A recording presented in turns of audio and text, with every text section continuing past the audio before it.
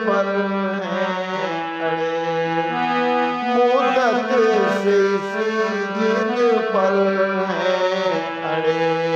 अगस्त सिंधु तरे जो बड़े से बड़े, अगस्त सिंधु तरे जो बड़े से बड़े, तो ये बिंदु तरेंगे कभी ना कभी। यदि नाथ का नाम दयानिधि है, तो दया भी करेंगे कभी ना कभी, कभी ना कभी। तो बिंदु जी की ये प्रतीक्षा और उनका धैर्य है, ये कहता है। अच्छा, ये भक्त लोग ही जानते हैं क्या? भगवान नहीं जानते? भगवान को भी आती है प्रतीक्षा और धैर्य की परीक्षा देना।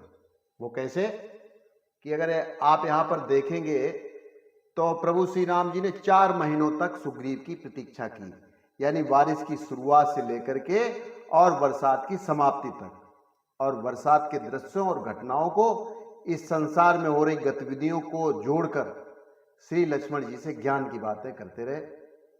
और वो भी इतने धैर्यपूर्वक सीता जी की याद और उनके खो जाने पर भी उन्होंने अपना धैर्य नहीं खोया। और दूसरा अगर प्रसंग अगर आप देखेंगे तो समुद्र के साथ भी इसी प्रकार से उन्होंने इंतजार किया था, सामने हाथ जोड़कर। विनय न मानत जलद जड़ गए 3 दिन बीत, बोले राम सकोप तब भय बिन होय न प्रीत। बिना भय के प्रीत नहीं हो सकती, लेकिन उन्होंने पहले हाथ जोड़े थे, क्योंकि विनती, विनय, निवेदन, प्रतिवेदन, अनुनय, विनय, ये कैसे होता है? हाथ जोड़ के ही तो होता है। तो यहाँ पे भी हमें प्रभु श्री राम जी के चरित्र से और दोनों प्रसंगों से हमें धैर्यवान होने की शिक्षा मिलती है।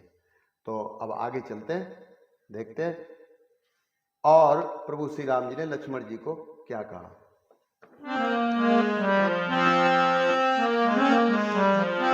उदिता अगस्त पंथ जल सो, साज मिलो भई सो सही संतोषा। सरिता सर निर्मल जल सोहा, सरिता सर निर्मल जल सोहा, संत जस जत मदमोहा। अगस्त तारे ने उदय होकर रास्तों के पानी को ऐसे सोख लिया है जैसे संतोष लोभ को सोख लेता है। संतोष आ जाए तो लोभ खत्म हो जाएगा।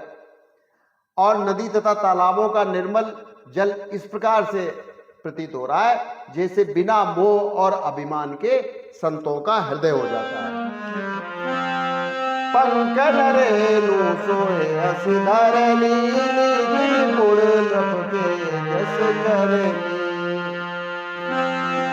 जल संकोच विकल भई मीना, जल संकोच विकल भई मीना। बुध कुटुम्बी जिमें धनहीना, अबुध कुटुम्बी जिमें धनहीना।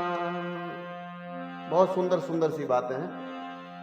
बिना कीचड़ और धूल भरी धरती ऐसे शोभायमान हो रही है जैसे नीतिवान राजा की करनी, ठीक।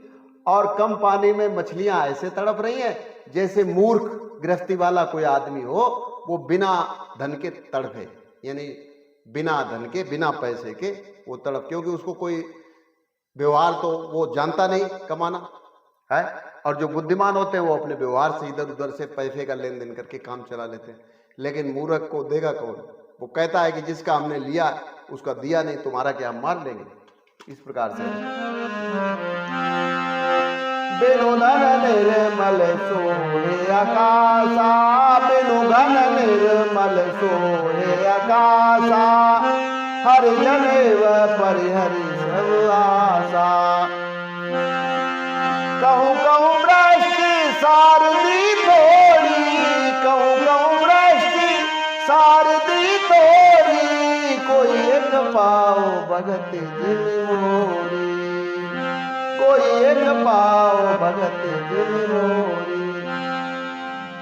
बिना बादलों के आसमान ऐसे शोभा दे रहा है जैसे हरि भक्त के लोग सभी आशाओं को छोड़ करके सुशोभित होते हैं। और कहीं कहीं जो थोड़ी थोड़ी बूंदा बांदी हो रहा है बूंदाबांदी हो रही है, वो ऐसे जान पड़ता है जैसे कोई कोई बिरला ही व्यक्ति हमारी भक्ति में लगा हो। चले अरस तजी नगर नभ तापस बनिक भिकार, जिमे हरि भगत पाए श्रम तजहि आश्रमी चार, सियावर रामचंद्र की जय। नगर को छोड़कर शरद ऋतु में राजा, तपस्वी, व्यापारी और भिखारी, बरसात जब खत्म हो जाती तभी तो काम पे निकलते लोग, तो राजा, तपस्वी, व्यापारी और भिखारी प्रसन्न होकर अपने अपने काम पर चल दिए। जैसे हरि भक्ति पा करके नाना रूपी साधन वाले लोग श्रमों का त्याग कर देते हैं। इस प्रकार सुखी मीने जे नीर अगाधा, जिमे हरि शरण नहीं कहु बाधा।